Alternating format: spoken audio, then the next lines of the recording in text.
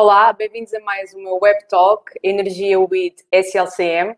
O nosso convidado de hoje é o engenheiro Filipe Pinto, diretor de Serviços de Energia Elétrica da Direção-Geral de Energia e Geologia. Obrigado, Filipe, por estar hoje aqui connosco.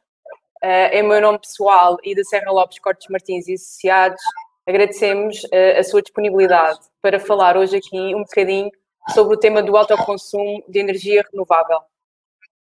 Olá. Antes de agradecer-vos o convite, portanto, estas sessões são, e pelo âmbito e depois por o público que pretende atingir, para nós também são relevantes e são oportunidades também para nós chegarmos ao máximo de pessoas possíveis, para assim também ajudar a esclarecer alguns assuntos. Então, vou já lançar aqui a primeira questão.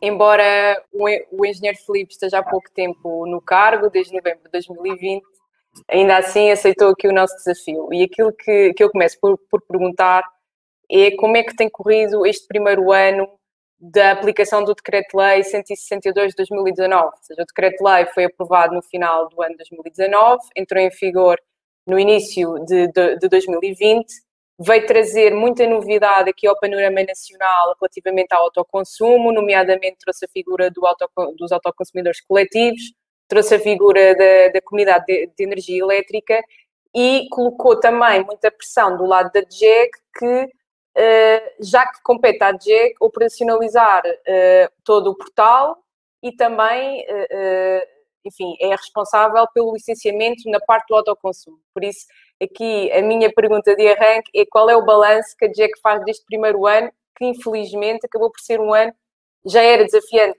por si só relativamente ao autoconsumo, mas que acabou por ser um ano também com algumas entropias causadas pela pandemia, imagino. Sim, de facto, eu estou cá enquanto diretor de serviços já, portanto, há poucos meses, quase 2, mas já tenho aqui uma percepção e mesmo da parte do autoconsumo, uma vez que também já tive outras responsabilidades aqui nos serviços. Só um contexto muito rápido relativamente a esta questão aqui deste enquadramento ou deste regime jurídico, e quer ser mesmo muito breve, portanto, o regime jurídico relativamente ao autoconsumo já se inicia em 2002 com o Decreto-Lei 68, depois em 2007 o 363 aborda o autoconsumo, deixa o autoconsumo um pouco de lado e portanto é a venda total à rede para potências mais baixas. Depois inicia-se, portanto, o regime portanto, inicialmente microprodução, depois mini-produção, e antes portanto, quando é publicado o Decreto-Lei 153, que no fundo vem portanto, novamente colocar o autoconsumo como uma possibilidade de exploração deste tipo de instalações, é nessa altura que e, portanto, estes esquemas que estavam para trás tinham sido acompanhados pela CERTIEL, a entidade certificadora de instalações elétricas. Portanto, a partir do 153 de 2014, a Direção-Geral já assume o papel de colocar em funcionamento a plataforma de registro, na altura o CERU. Na altura, uma parte foi sucintamente um formulário de registro e grande parte da plataforma grande parte dele era manual. De qualquer forma, este 169, quando é publicado, em termos de requisitos, portanto, traz algumas inovações. Enquanto diploma, há uma revisão, de facto, aos anteriores regimes, mesmo em termos de forma, ainda que depois, em termos de mecanismos, siga muito os mecanismos de controle já existentes. De qualquer forma, a Direção-Geral dá um pulo, digamos assim, entre o 53 e o 169 em termos de alguma capacidade tecnológica. Isso deve-se muito à identificação, portanto, da direção, e isso é um pouco transversal, da necessidade da Direção-Geral começar a ter aqui outra capacidade informática. E, portanto, isso notou-se naquilo que é o portal através do qual as pessoas se relacionam. E essa digamos, a grande evolução do regime que as pessoas sentem na plataforma. A plataforma, sucintamente, permite agora já comunicar automaticamente e através de comunicações diretas com o operador de rede e mesmo com o CUR de alguma informação relativamente ao registro. E isso permite, por exemplo, aos particulares, quando estão a registar as instalações, portanto, a introdução de melhores registros ou melhor qualidade que é submetida na plataforma. Relativamente em termos de execução portanto, dos registros e das certificações, nós o que verificamos é que está muito em linha com aquilo que era a nossa experiência dos outros regimes, e temos verificado que a linha de tendência, pelo menos desde 2015, já com o 153 em vigor, uma tendência média de cerca de 50 megawatts por ano de certificações, portanto, as instalações prontas a ligar, portanto, com o título administrativo entregue. E, de facto, e isso manteve-se este ano? Sentimos a mesma tendência, mesmo com o 150. Exatamente, ela mantém-se no mesmo ano, até levemente um pouco maior, eventualmente porque 2019 houve aqui alguns desafios, e portanto, o 2020 vai retomar outra vez a tendência. Ou seja, o que nos diz é que, apesar deste contexto de pandemia, aquilo que se esperava, até mesmo dos players do mercado, aquilo que se ouvia na lógica da transição energética, acabou por se manter ou por se verificar, digamos assim, naquilo que é o vosso registro na plataforma. Ou seja, o que notam é que a pandemia não causou a diminuição dos registros, mas ao mesmo tempo esta alteração do regime também não veio aumentar exponencialmente esses mesmos registros, não é? Estamos assim na mesma média, é isso? Sim, permita-me só voltar um pouco atrás. Quando nós tivemos o pulo dos anteriores regimes de venda total para o 153, em que se introduziu o autoconsumo, aí sim nós sentimos uma abrupta queda nas certificações. Principalmente porque na venda total à rede caiu bastante a tarifa de referência.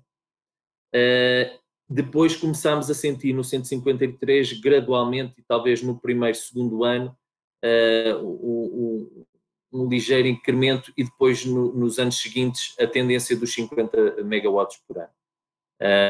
Obviamente porque o mercado teve de interiorizar estas diferenças naquilo que é a venda total à rede e o racional do autoconsumo.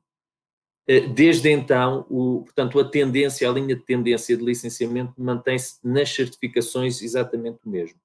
O ano passado, com algumas dificuldades relativas à operacionalização das plataformas, mas nós não sentimos, de facto, naquilo que é a entrega, portanto, a certificação da instalação, os números estão muito em linha à linha de tendência. Muito bem, e então, a nível agora da realidade prática no terreno, o que é que notam ainda mais? Ou seja, o licenciamento que existe ainda está muito direcionado para o autoconsumo individual, ou seja, esta alteração que houve na lei direcionada ao autoconsumo coletivo ainda não está expressa em termos concretos, é isso? Uhum. O regime, portanto, o regime jurídico pode ter sido uma opção, ou parece-nos a nós uma intenção do legislador, em que nesta primeira fase os mecanismos fossem flexíveis. Portanto, em termos de licenciamento de instalações de autoconsumo individual,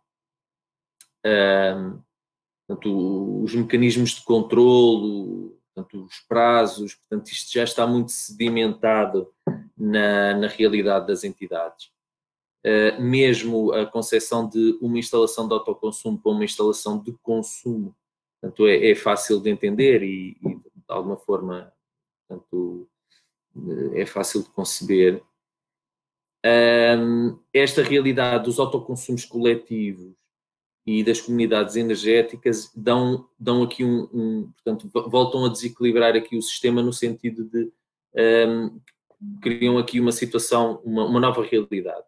E, portanto, julgamos nós aqui nos serviços que tenha sido uma opção deixarem aberto aqui certas condições para exatamente dar alguma flexibilidade a estes primeiros projetos e, eventualmente, depois no futuro, fazer um ajuste ao regime jurídico. De qualquer forma,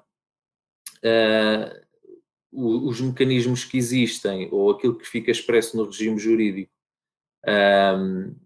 permitem, digamos aqui, alguns mecanismos de controle, de registro, de cadastro, de identificação das entidades, mas de facto, portanto, temos também verificado que ainda não existe, portanto, da parte de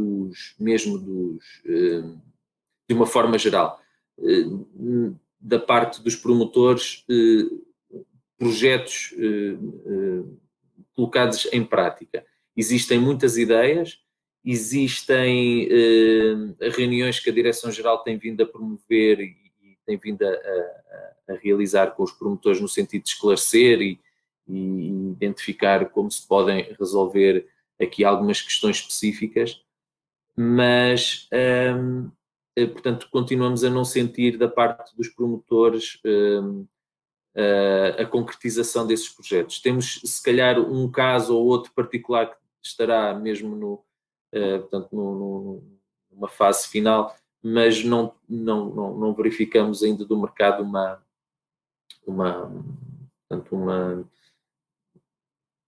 apresentação de projetos concretos. E consegue dizer-nos porquê? Qual é a vossa percepção? São dificuldades de financiamento? São ainda dificuldades tecnológicas? Ou são obstáculos com licenciamento? Portanto, quando nós falamos com os promotores e levantamos algumas questões específicas, portanto, o que não faltam são promotores com muito boas ideias e muito de acordo com o espírito do regime jurídico. Portanto, quer nas situações de instalações coletivas, autoconsumos coletivos, quer do ponto de vista de comunidades energéticas.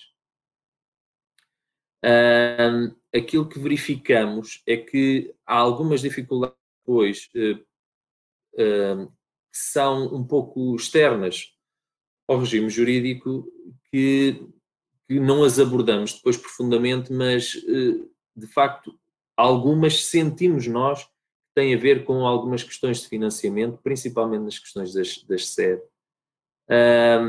e outras que se prendem com alguma reorganização da instalação elétrica, isto para ser aqui um pouco simples, não utilizar aqui alguma linguagem mais eletrotécnica, alguma reorganização estrutural da instalação elétrica para que ela possa, digamos, responder a algumas especificidades de contagem, separação das instalações e, portanto, são esses, parece-nos mais aqui os desafios. Nas SERs, eventualmente, temos sentido alguns desafios em termos de organização da própria entidade. Como é que internamente se dividem as responsabilidades depois por esta entidade, digamos assim, que terá, digamos, algumas responsabilidades sobre a gestão de uma partilha de uma energia que é vinculada por diversas instalações. E, portanto, como eu disse inicialmente, são realidades novas, mesmo à luz do setor elétrico, não existem grandes práticas destas partilhas de energia e, portanto, são estas pequenas metas que têm de ser vencidas e que pronto, estão a ser estudadas e, no fundo, acompanhadas por nós. E nesse acompanhamento que a DGEC faz e tem feito, e o próprio decreto-lei estabelece esse acompanhamento por parte da DGEC, notam que alguma coisa que o Estado, não só na perspectiva da administração pública ou até mesmo enquanto legislador, possa fazer para ajudar a desbloquear algumas situações? Eu estou a referir isto porque na nossa web talk passada o Sr. Secretário de Estado referiu que estaria em cima da mesa uma alteração a este regime, justamente na lógica porque, como foi um regime tão inovador, com a experiência que a administração foi agora adquirindo, é possível, provavelmente, conseguir algumas melhorias na própria legislação.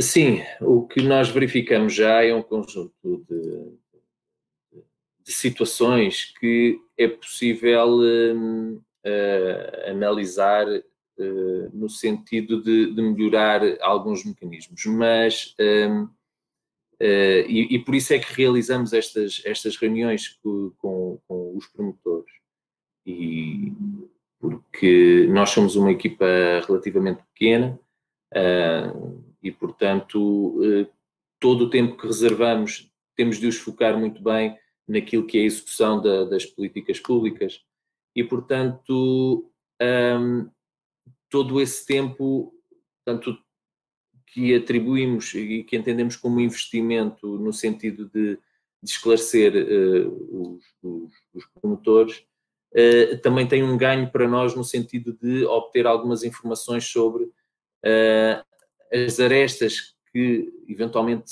sejam necessárias limar para clarificar o regime ou o acesso a este regime. Obviamente que nós já temos, portanto, decorrente destas reuniões, um outro olhar crítico sobre estas instalações.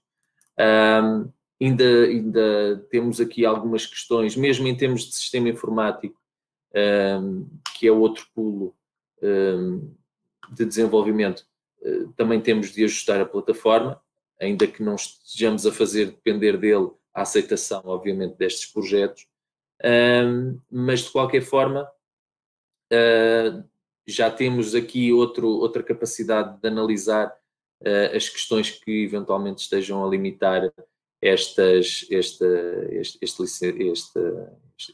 a adesão a este regime jurídico e esta nova forma de aproveitar a energia elétrica. E não nos pode dar nenhuma pista sobre onde é que seriam essas melhorias? Genericamente, temos vindo portanto, muitas das coisas que vêm sendo colocadas à Direção-Geral é a forma como as entidades internamente, quer no autoconsumo coletivo, quer na comunidade de energias renováveis, como é que se organizam internamente. Portanto, hoje, acho que não pode ser, julgo eu, mais flexível, porque entrega-se às partes, portanto, a possibilidade de criar regulamentos específicos, mas mesmo assim parecem existir aqui algumas questões que devem ser analisadas. Eu também faço notar que, entretanto, foi publicado o regulamento do autoconsumo há meses pela entidade reguladora e que também já vêm clarificar algumas destas questões. Portanto, também podemos estar aqui a observar, portanto, até agora algumas dificuldades relativamente ao relacionamento comercial interno nestas entidades, que agora foi clarificado pelo regulamento e eventualmente vamos sentir agora aqui, se calhar, portanto, que as ideias já estejam mais concretas. Sim. E Regulamento esse que até está em será consulta pública, nível. sim. Então, no fundo, Exato. da Mas sua experiência, peço desculpa, da sua experiência, nota-se aqui que os promotores estão com alguma falta de exemplo, digamos assim, porque a lei dá-lhes alguma flexibilidade, e provavelmente aquilo que lhes estará a faltar é um exemplo a seguir ou um modelo que já tenha sido testado, não é? Sim, também faço, portanto, para além desta questão do regulamento e que clarifica aquilo que é o relacionamento interno e as responsabilidades em termos de relações comerciais entre as partes, isso é uma competência que cabe ao regulador. Também foi publicado o ano passado um despacho relativamente às questões dos CIEGs. E a questão dos CIEGs aqui já vem mais ao encontro daquilo que é o racional económico da próprio investimento. E, portanto, são estas questões que vão sendo, ao longo do tempo, vão sendo clarificadas e que permitem depois ajustar o racional económico,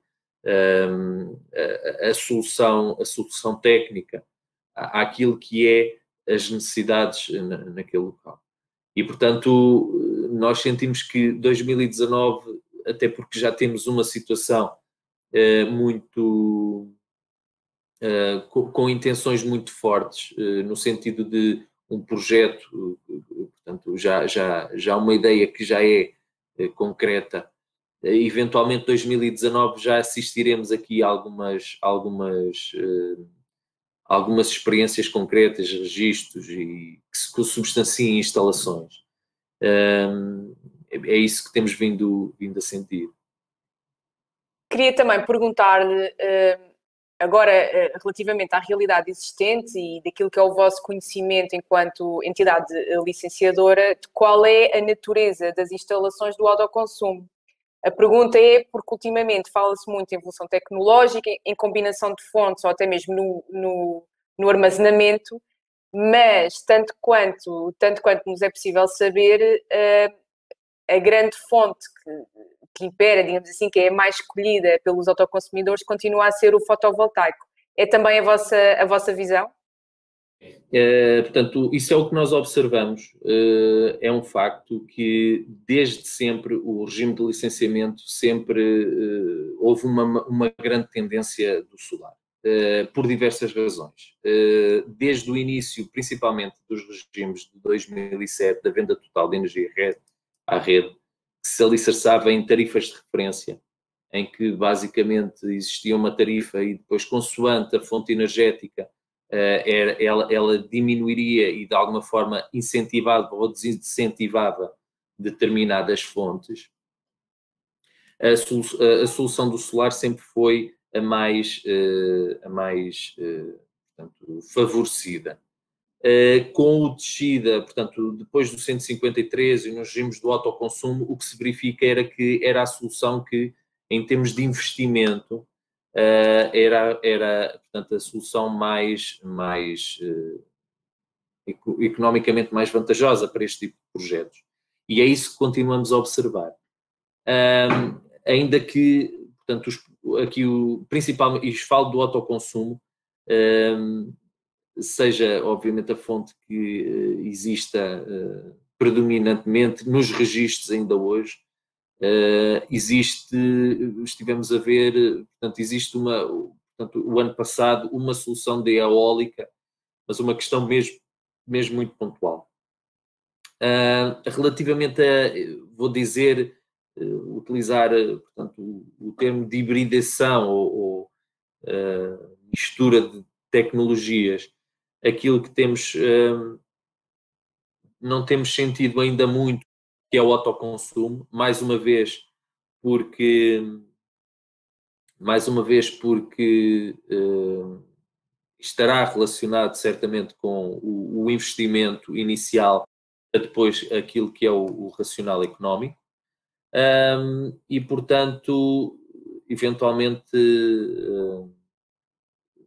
não sentiremos muito essa alteração. Eventualmente as questões do armazenamento, isso sentiremos, até porque tem vindo a ser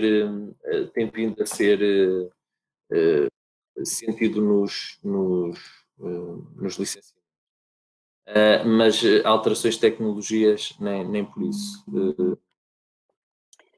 E relativamente ao autoconsumo, para finalizarmos, quais são, na sua perspectiva, os desafios que a JEC tem pela frente neste ano de 2021? Sim. Tal como disse, e nesta tendência, e nesta visão de todos os regimes jurídicos, eu, como disse inicialmente, a Direção-Geral deu um pulo em termos tecnológicos. Neste momento temos capacidade de desenvolvimento do portal, e isso é significativo para aquela que é a resposta que entendemos que a administração pública deve ter para os cidadãos e para as entidades que se relacionam, no fundo, para prestar um serviço de controle sobre as instalações e de informação sobre a execução deste regime jurídico. Obviamente que esta é a tendência de continuarmos a munir de capacidade informática para desenvolver o portal. Ainda existem aqui alguns fenómenos, porque o ano passado sentimos, por exemplo, que o operador de rede alterou o seu sistema informático e, portanto, nós a esse nível também nos tivemos de adaptar. Foi uma questão que 2020 também nos trouxe e, portanto, 2021 sentiremos que é o acalmar, portanto, o estabilizar desses processos. E depois também aqui a questão que é a crónica escassez de recursos humanos na administração pública, eu julgo que vem ser também ou foi atendida ou foi considerada a nível governativo como uma prioridade, e já no início, portanto no final do ano passado, abriu o concurso interno para recursos humanos, que vem, no fundo, dotar-nos de capacidade de alguma resposta relativamente aos processos, a vistorias, também ao acompanhamento mais eficaz destas matérias. E sucintamente são estas as questões. Existe aqui uma outra que tem vindo aqui a influenciar muito aquilo que é o acesso dos produtores, que é portanto, a escassez de capacidade de energia na rede, uma vez que os parceiros que o regime jurídico sempre teve de consulta ao operador de rede, porque temos de ter a noção de que estas instalações injetam energia na rede e, portanto, influenciam-na, e portanto, tem de ser isso realizado em condições de segurança técnicas.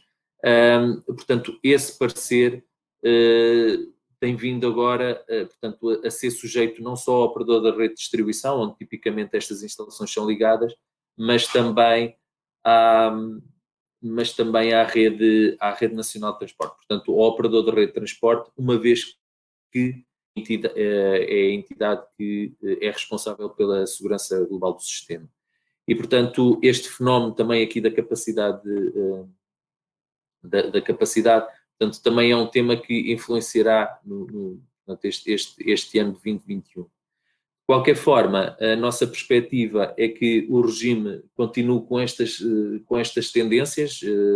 Neste momento, estou a ver agora aqui um gráfico que temos cerca de 450 megawatts certificados, portanto, que o serviço se relaciona e emite certificados desde sempre, deste regime de produção distribuída, vamos dizer assim, o que já é uma potência considerável, muito a par daquilo, por exemplo, da segunda central hídrica, portanto é um volume de potência disperso muito elevado e com uma tendência que parece não estar de facto a diminuir, no sentido de que continua numa tendência estável de cerca de 50 megawatts por ano, que de facto é uma tendência considerável em termos de injeção de potência na rede. Muito bem. Obrigado, Sr. Engenheiro. Obrigado pela sua disponibilidade. Esperamos que 2021 seja efetivamente um ano de concretização de todos os desígnios que a lei já trouxe e já estabelece. Da minha parte e da parte da SLCM, agradeço a todos a disponibilidade por nos ouvirem, por nos acompanharem. Fiquem bem.